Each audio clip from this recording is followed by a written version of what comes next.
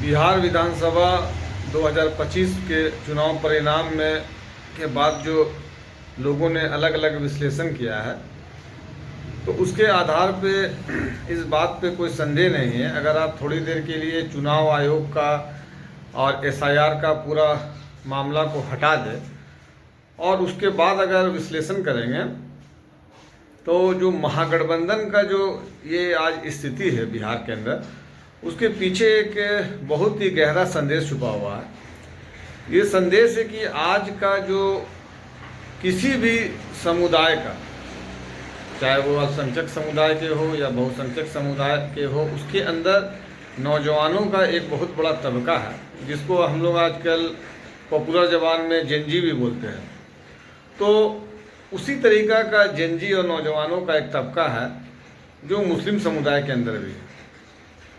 और चुनाव के दौरान जो महागठबंधन में जो कुछ हो रहा था, उससे मुस्लिम समाज का ये तबका अपने आप को आहत महसूस कर रहा था और कहीं ना कहीं वो महसूस कर रहा था कि मुझे सिर्फ और सिर्फ वोट बैंक समझा जा रहा है और मेरे समाज का एक तरीक़ा से अपमान हो रहा है। और जब महागठबंधन भी चाहती है कि इस समाज का कोई राजनीतिक प्रतिनिधित्व नहीं हो, तो ये सोच उसकी उनके अंदर डेवलप हुआ, जिसका नतीजा आप महागठबंधन का ये जो बुरी स्थिति है उसको आप देखेंगे।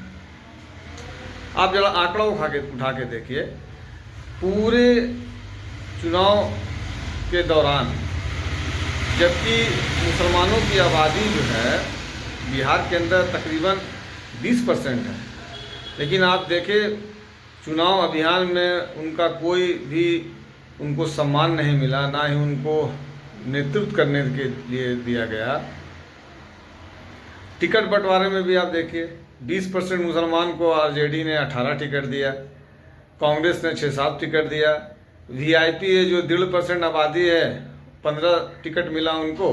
और उनसे जब पूछा गया तो वो कहा मुसलमानों को आप टिकट क्यों नहीं दिए हैं, तो वो कहते कि ये कोई सिनेमा घर का टिकट नहीं है।